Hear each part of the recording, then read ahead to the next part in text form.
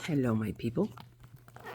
I'm not even gonna count the days because I know they've been a little bit of days. um, it is Sunday.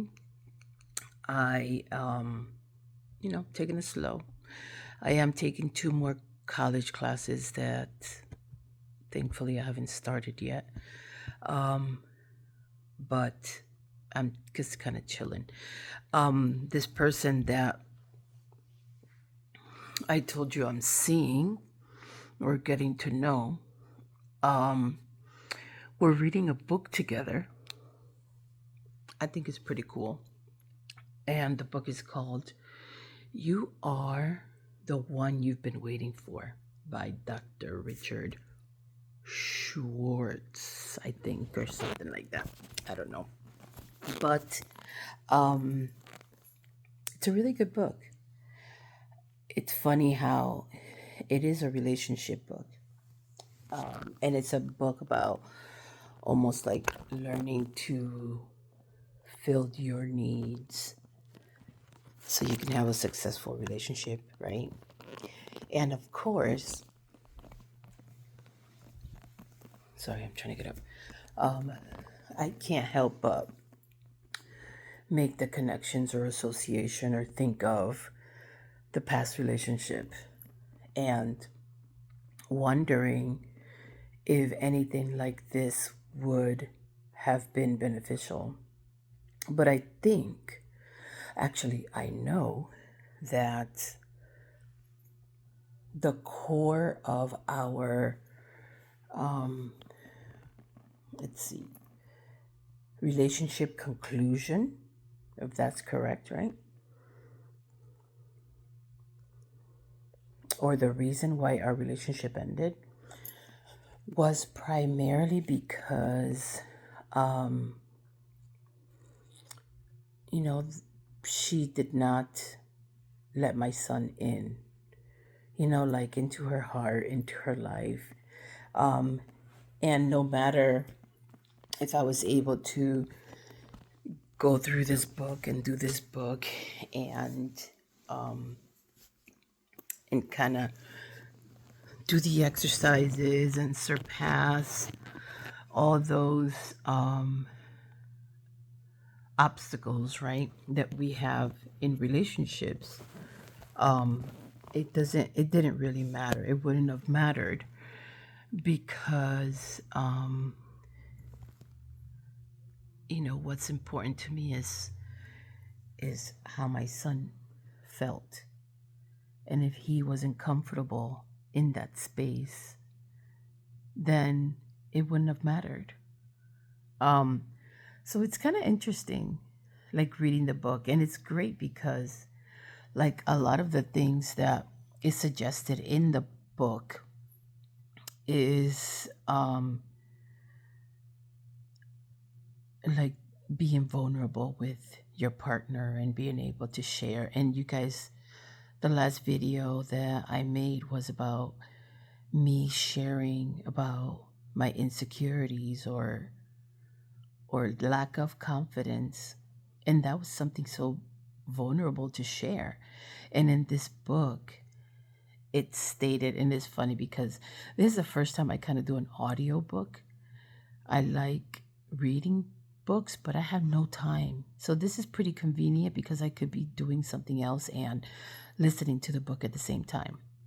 So I'm actually, like yesterday, I was just cleaning and listening to the book. So that was pretty cool.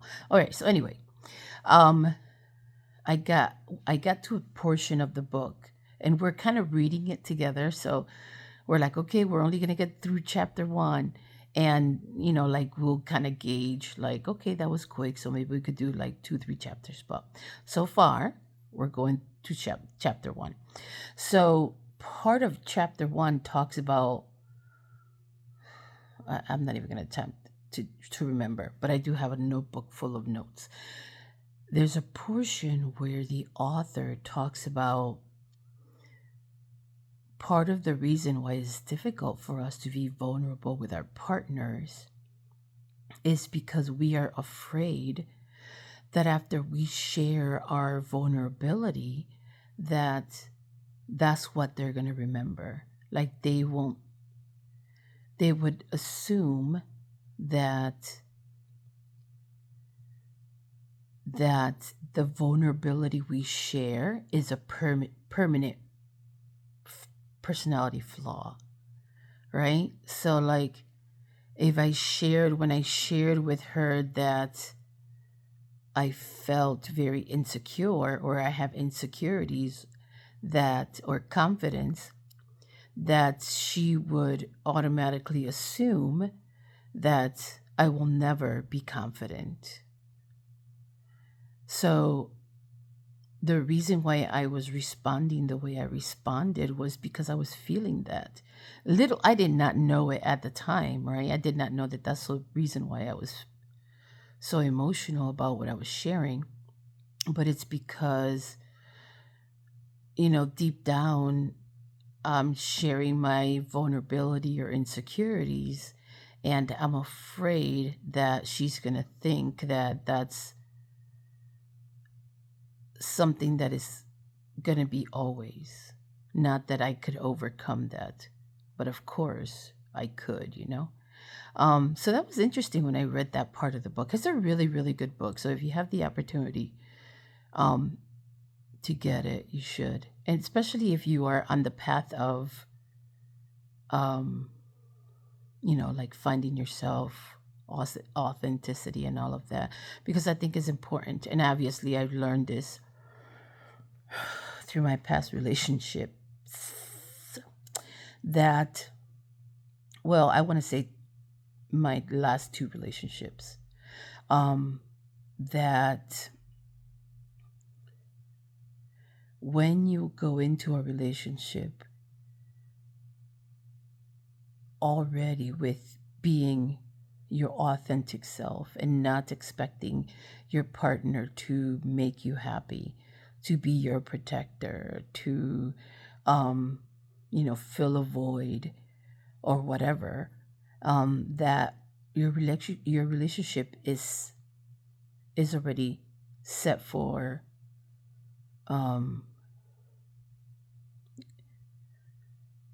I don't know. I guess what I'm trying to say is that you're already on the right foot in a relationship. And I believe that in my last relationship, she was filling a void for me. And of course, I didn't know this. This was subconsciously. But she was filling a void. It was the void of me feeling wanted, me feeling desired, Whether it was true or not is what I needed, and that's what she provided.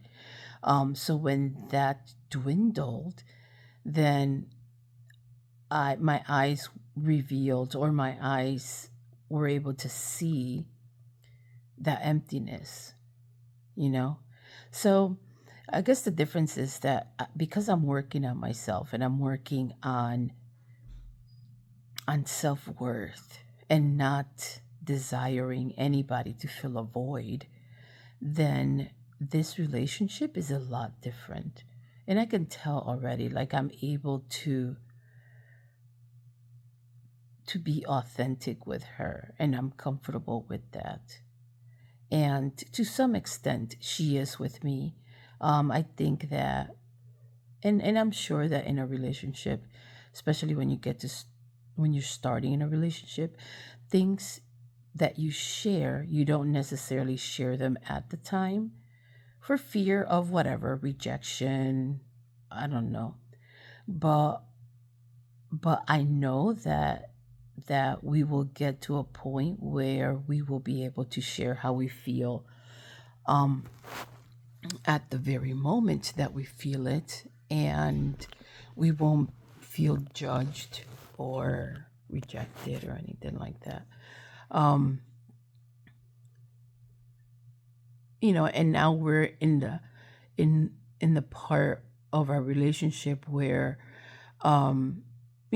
we're able to share how we feel, but not necessarily at the moment, just a little bit afterwards, a few hours later or maybe sometime later. But we are both still able to express how we feel without the fear of judgment. So that's a good thing. Um, and like one of the things that I shared with her is that I'm glad that, like, I feel within me that I choose to be in this relationship. There is nothing that she has or she can offer that I'm in dire need of. And that's a good thing. That's a really good thing. I think it feels great. Like, I know that when I was in the relationship with my ex, like, when I wasn't in her presence, I felt like, oh, something is missing. Oh my God, something's missing out. And there is the feeling with this person, but not like it's a void. It's like, oh, I just miss her company. But like with my past relationship, it almost felt like I was empty. And it's funny because back then I thought I was like, oh my God, I'm so in love with her that I have to, like, I miss when she's not near me. But it wasn't that. It was that I had this void that I somehow made her the person who was going to fill that void. And when she was not in my presence, then that was empty, right? It's crazy that I would allow a person to have so much importance, I guess, to my well-being, because it was my well-being. It was my my daily life. But anyway, those are things that I'm seeing now. Like, I didn't see that before, but I'm seeing those things now. And it's excellent because it's growth. I'm growing. And, it is making a difference in my life. So, and it's yesterday I had a conversation about, like, I was sharing with this. Yesterday we went out to dinner with family. And she said, I was talking to her about a road trip that I did. Like, my sissy was going to a university, and I had to take a year off when I was in college because I paid for my own education, so I had to work my ass off. So anyway, so when I was taking that year off, my sissy was in a university in Maine, and I took a road trip to Maine, spent some time with my sister, and then I had a cousin who was graduating from the military. I think it was South Carolina or North Carolina. So I drove from Maine to there. And then I had a friend in Ohio, and then from North Carolina or South Carolina, one of the Carolinas, I drove to Ohio. And she said to me, but wait, you said you hate to travel by yourself. And I said, now I do, but when I was younger, I did it all the time. So it's crazy how, I was on the right path when I was young. But for whatever the reason, the choices I made took me off that path.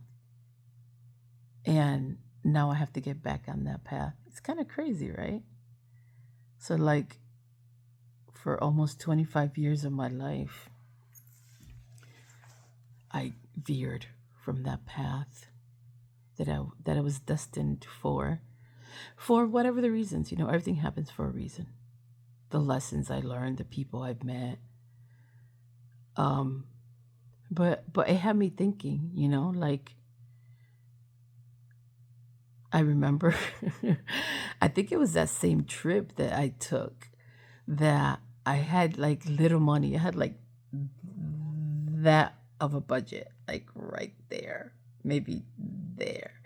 And I was like, every cent. And I said, okay, so now I have enough to get back to my parents in Connecticut. And I believe that I got to my parents' house with like $3 in my bank account. That's how freaking crazy. And I don't like credit cards. So I only started using credit cards after I got married. So I only use a bank card. So, I mean, that's not good. You should at least have one because then you don't build the credit. But anyway, yeah. I don't know if I dare do that now. Too many responsibilities. But I believe I was about 19 or 20 when I did that. That's crazy. I think I was about 20 because I started college very young. But anyway, it's a conversation I had with her yesterday reminded me of that, and it just kind of stayed in my mind. And I was thinking about it, like, wow, like I was a lot more bold when I was younger, and then I lost that spark. It was a very tumultuous, I guess, marriage with a man. I was not happy at all. I mean, yeah. After the first, I wanted to get divorced after the third year. And somehow I was lured back in with promises. And, I was already in the path of insecurity, of like I had no self-worth. So I went back in. But again, I don't regret anything because those life experiences have made me who I am today. But I can't help but think about, I'm trying to get back to the person I was when I was in my 20s. Or not even 20s. I want to say, yeah, early 20s, because I got married when I was 26. So, yeah. I mean, I even owned a motorcycle when I was going to get married. And that should have been a fucking red flag because he says, oh, my wife is not going to ride a motorcycle. And that should have been the red flag right there. Or the other thing was, oh, you need to leave your hair long. It's funny because then I did like the Frida Kahlo. My hair went from like maybe a little bit longer than the length I have now to like a bob, to like a crew cut, to like a boy cut, a pixie cut, and that's it. Pixie, pixie, pixie. If I could have shaved it bald, I probably would have, but I don't know why I never did. I should have. But anyway, it's a rambling day, I guess. So my son has youth church today before the service. So I'm going to go and, drop him off a little early. So anyway, people, this is my video. I'm not going to make any more promises because my schedule is full. I have no planning this year. And on top of that, I'm doing the 2 college courses. And on top of that, the softball coach quit in the middle of summer, the new one that they hired. So they reached out to me and asked me if I could coach softball. I don't know why, but it's only 2 months. I keep saying to myself, it's only 2 months. And I told them, I said, maybe we could play like just 5 or 6 games because I don't know what's going to happen. Too much. There's a movie called Multiplicity, I believe it's called, where the guy like multiplies himself into multiple people. Yeah, I might need to do that. That would be nice, right? All right, people. Peace out. I'm just rambling. So again, no promises. Hopefully I'll get you another video tomorrow if I have the time. Tomorrow is my first day back with students. So it's going to be a crazy ass day. It's definitely going to be a wine day at the end. I know that. All right. Bye bye.